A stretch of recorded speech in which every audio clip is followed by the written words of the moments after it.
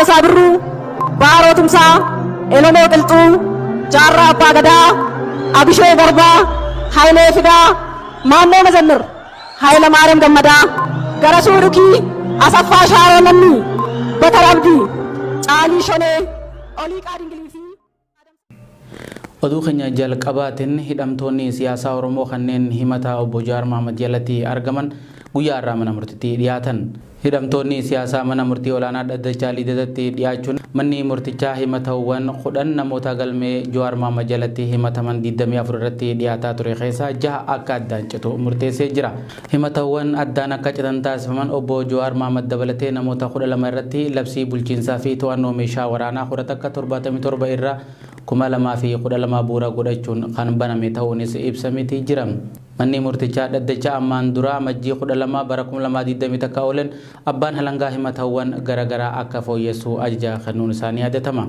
Himatawwan addaan akka citan taasifaman obbo Jawaar Mohaammed dabalatee namoota 12 irratti labsii bulchiinsaa fi to'annoo meeshaalee waraanaa 77 muraa 2012 bu'uura godhachuun kan baname ta'uunis ibsamee jira. Manni murtichaa Dhaddachaa ammaan dura Majjii 12 2021 oolan abbaan halangaa himatawwan garagaraa akka fooyyessu ajaja kennee ture. Haa ta'u malee abbaan halangaa himatawwan akka fooyyessuuf ajajame fooyyessuu ibsus himatawwan lakkoofsa 5 hanga 10 jiran kan labsii bulchiinsaa fi to'annoo meeshaalee waraanaa 77,2012 bu'uura godhachuun baname fooyyessuu akka hin barbaanne mana murtiitti iyyateetii jira. Manni murtichaatis daangaan yeroo yakki itti raawwatamee jira jedhame yeroo ce'umsaa kan kaa'ame waan ta'eef dhimmichi labsii kana jalatti ilaalamuu akka hin dandeenyellee murteesse. Haaluma kanaan himatawwan labsii bulchiinsaa fi to'annoo meeshaalee waraanaa 77 muraa 2012 bu'uura godhachuun dhiyaatan hundi akka addaan citan manni murtichaa ajajee jira. Hidhamtoonni himatawwan labsii kana dabruun himataman Jawaar Mohaammed, Baqqalaa Garbaa fi eegdota obbo Jawaar Mohaammed dabalatee namoota 12 kan ilaallatu ture. Gama biraatiin jecha Shanee Jawoo himata keessatti eerame nama dhuunfaati moo garee agarsiisa kan jiru abbaan halangaa himata keessatti akka ibsu manni murtichaa ajaja kennee ture. Abbaan halangaa jechi Shanee Jawoo garee kan agarsiisu akka ta'e mana murtichaaf ibsa kennuun gabaafameetii jira. Kana malees himatamaa sadaffaa obbo Hamzaa Booranaa ilaalchisee miidiyaalee garagaraatti fayyadamuun ummata kakaasee jira kan jedhu miidiyaalee isa kam akka ta'e abbaan halangaa himata keessatti akka eeru manni murtii ajajee ture. Abbaan halangaa miidiyaa OMN fi miidiyaalee hawaasummaa dhuunfaasaa fayyadamuun akka ta'e himata fooyyee irrattis himatee jira. Manni murtichaa himatawwan fooyyaan erga himee booda himatamtoonni yakkicha raawwachuu fi dhiisuu isaanii akkasuma balleessaa raawwachuu fi dhiisuu isaanii jecha fudhachuuf ture.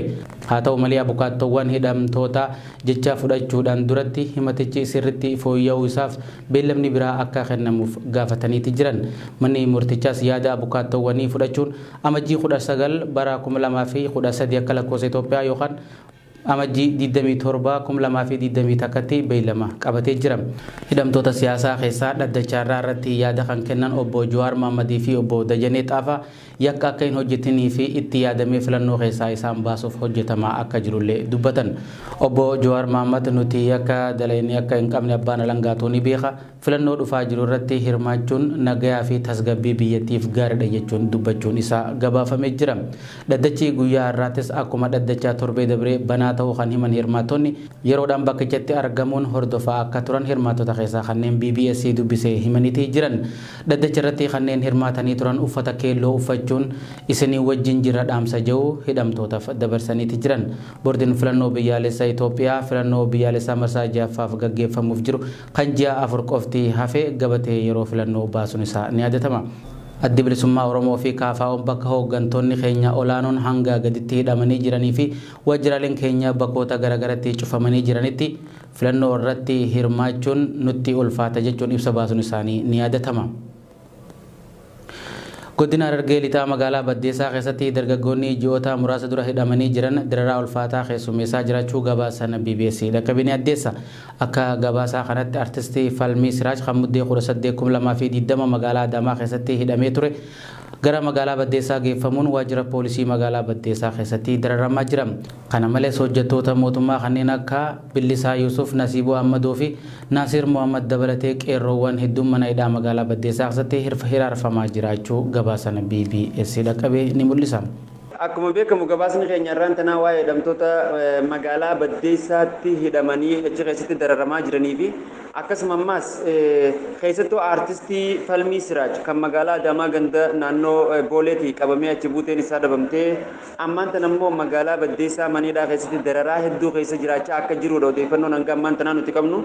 San qofaa miti warreen mootummaa kana keessatti adeemsa bilisiginnaadha yookaan PP'n fudhannu jedhe kanneen akka Bilisaa Yuusuf hojjetaa mootummaa Nasiiboo Ahmadootii fi Naasir Mahammad namoota jedhaman faanis achi keessatti dararamaa akka jiranidha.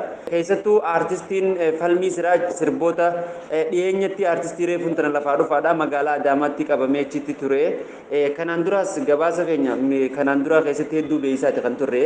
Itti aansuudhaan waa'ee ibsa ejjennoo qeerroon Oromiyaa akka waliigalatti baasuudhaaf taa'u keessattuu filannoo as deemu ilaalchisee kallattii haa qabatu kan jedhamu yoo hidhamtoonni siyaasaa yookaan hayyoonni Oromoodhaa gallakkifaman qofa akka ta'edha. Godinaalee Oromiyaa guutuu keessaa wanti yaadni qeerroodhaa hidhamtoonni siyaasaa Oromoodhaa hangamaniidhaatii gallakkisanitti boordiin biyyoolessa Itoophiyaadhaaf murtii isaa yookaan ammoo baallama isaa dabarsuu akka qabu yookaan ammoo filannoo akka hin gaggeessine dubbatamaati kan jiru. Kanaafuu immoo ejjennoon qeerroon qabu yeroo dhiyoo keessatti as ba'uuf ta'a. Har'aa beellama hayyoota keenyaatti ture beellamni hayyoota keenyaa kan joorii fi Baqqalaa fa'aa dabalatee guyyaa 5 boodatti beellamameeti kan jiru jechuudha. Kun ammoo haalli dhiibbaan biyya kana keessatti uummata kanarratti deemaa jiru maal akka ta'edha nutti agarsiisa. Filannoo biyyaalessaa marsaa jaffaa caamsaa dhufu adeemsifamuuf deemu ilaalchisee addi bilisummaa Oromoo boordii filannoo biyyaalessaatiif xalayaa barreesse. Addi bilisummaa Oromoo xalayaa gaafa amajjii 18 akka boordii filannoo biyyaalessaatiif barreesse fuula FB isaa irratti maxxanseen waajjirri isaa jidduu galeessa poolisii magaalaa Finfinneen erga uggurame bubbuluu ibse. Addi bilisummaa Oromoo xalayaa boordii filannoo biyyaalessaatiif barreesse kanaan abbaa'oon qabsoo karaa nagayaa filatee hooggantoonni olaanoon isaa erga biyyattii galanii kaasee ulaagaalee paartiin siyaasaa tokko guutuu qaban guutee seeraan boordii filannootti galmaa'ee qabsoo gaggeessaa turuu yaadachiisee jira. Labsii 1262 fi 76 muraa takka bu'uura godhachuun paartiin boordii filannootti galmaa'e tokko biyyattii keessatti dameelee waajjira isaa banatee nagayaa fi bilisummaan sosoo mirga guutuu qabaachuun beekamaa ta'us boordiin biyyaalessaa kana paartii siyaasaa hordofuu fi to'achuuf mirga guutuu qabu iyyata addi bilisummaa Oromoo itti dhiyeesseef furmaata laachuu dhabuun kan isa gadisee ta'uu ibsee jira. Dhaabni addi bilisummaa Oromoo gochoota seeraan alaa irratti raawwatamaa tureef iyyata dhiyeeffatus hanga guyyaa irratti furmaata dhabullee dubbatama.